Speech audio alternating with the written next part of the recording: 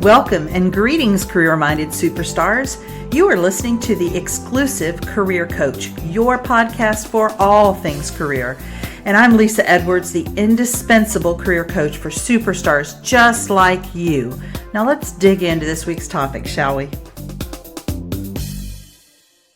Go from dragging yourself to work each day to finding a job you love. The Career Spring program is for high-achieving and ambitious mid-level professionals like you who are looking for a job that uses your zone of genius, recognizes your value, and pays you what you're worth.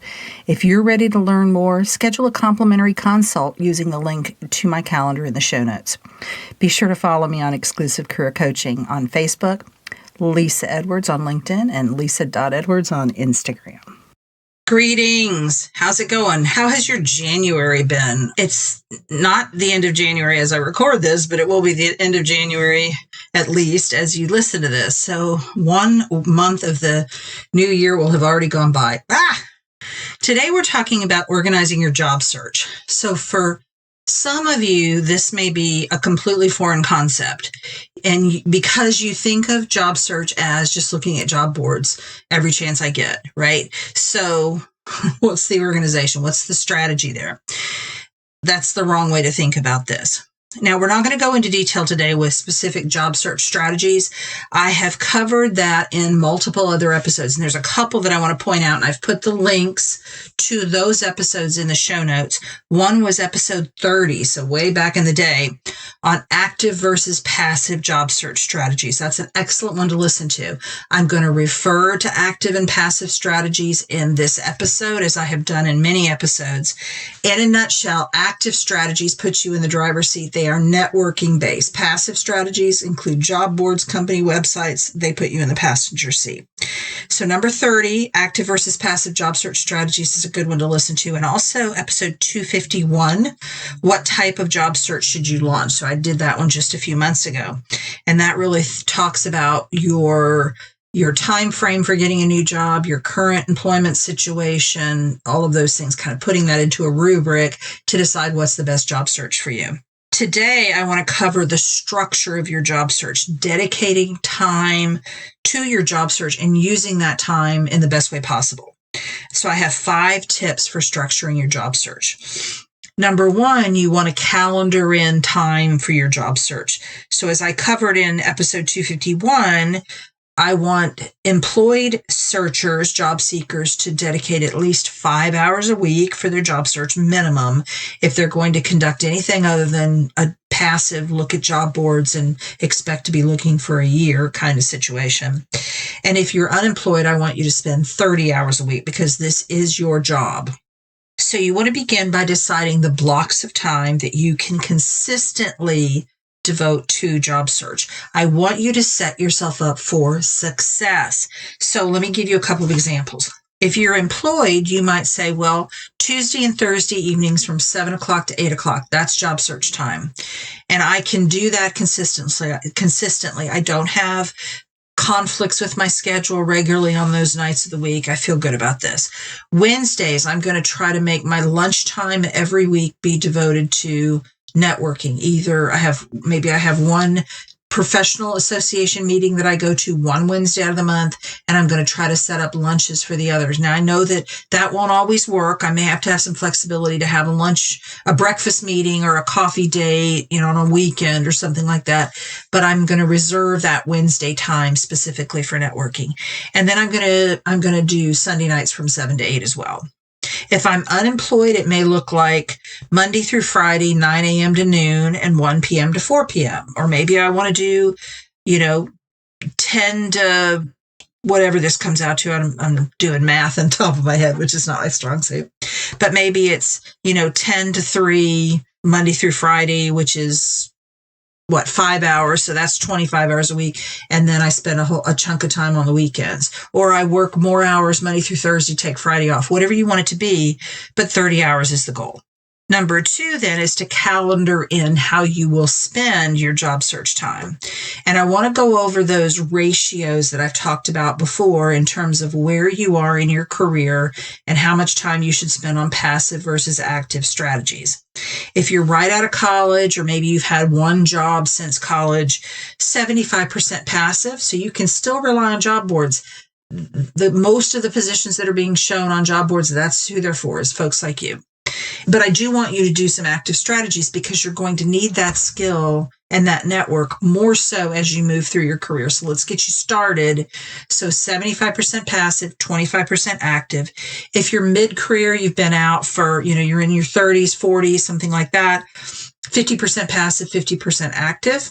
And if you are at a senior level, 75% or preferably 100% active. So we really are moving into almost completely. And if we're at the C level, it's going to all be active. Let's talk about what this might look like, right? What is the strategy? How will you spend this time? So if you are employed, we're going to use the example of a mid-career professional. So that's going to be that 50-50 time, 50% active, 50% passive. So the passive strategies that they're going to use, and I recommend a total of 4 to 5 job search strategies.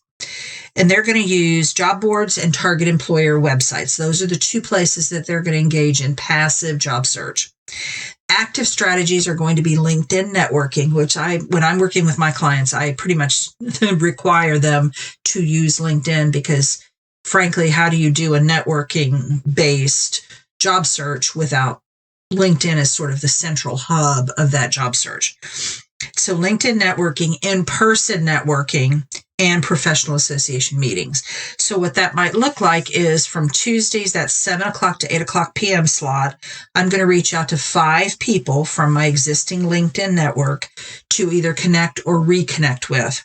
And I'm going to ask at least one of those people to meet with me, either virtually or in person, so I can set up maybe next Wednesday's networking meeting with someone.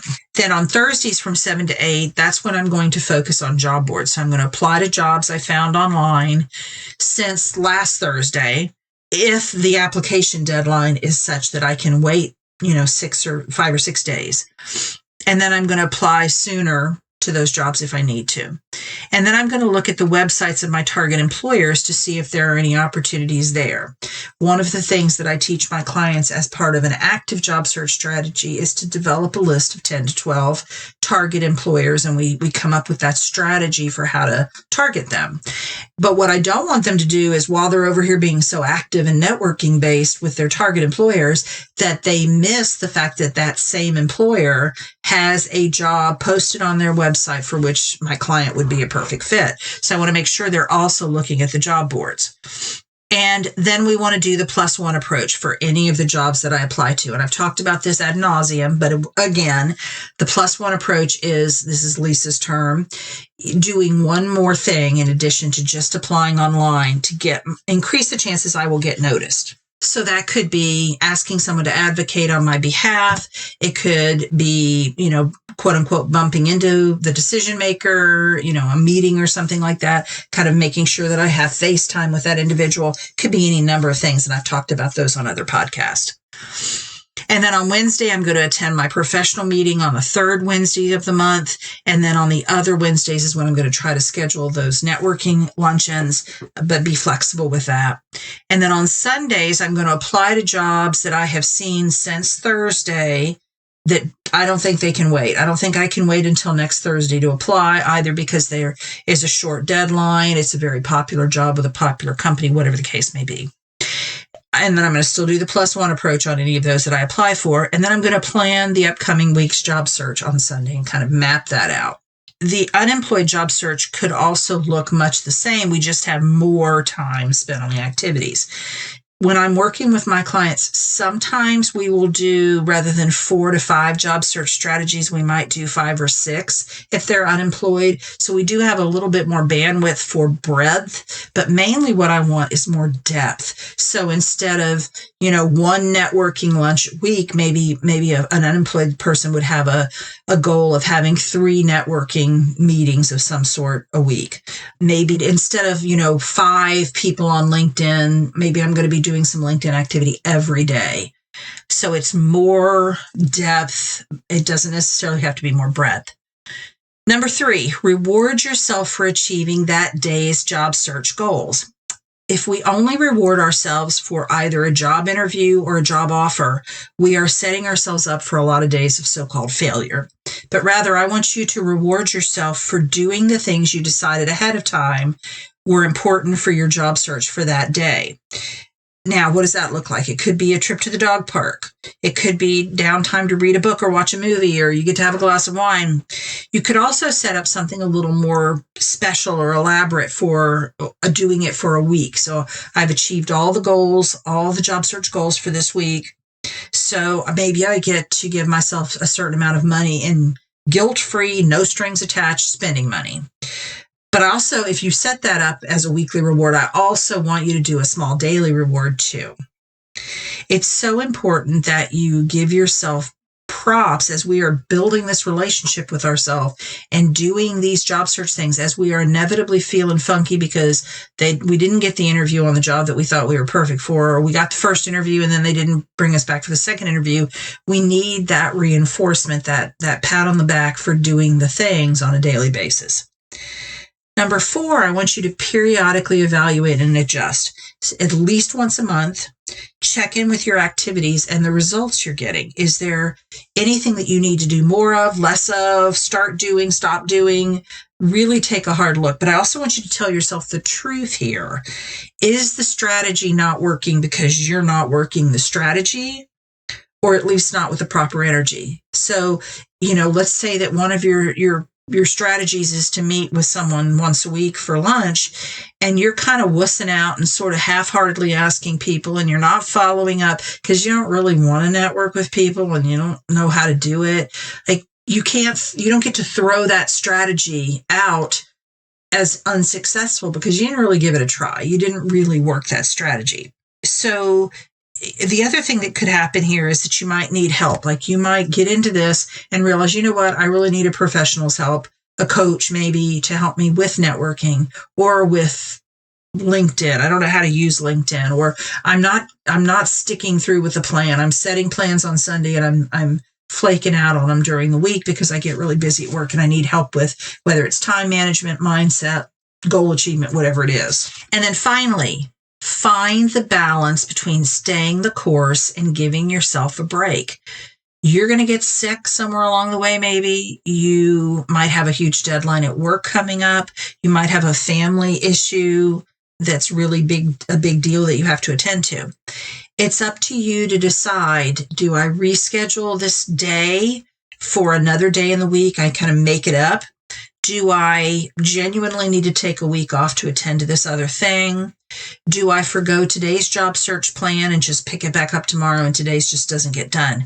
The answers really are going to depend on how quickly you want the new job, how urgent is your need, and telling yourself the truth about, is this a legitimate reason to take time off my job search, or am I just wanting to avoid the job search and this is a good reason to do so? I hope this is helpful, and I wish you happy job searching in 2023, and I'll see you next week. Take care. You've been listening to The Exclusive Career Coach with Lisa Edwards, CEO of Exclusive Career Coaching.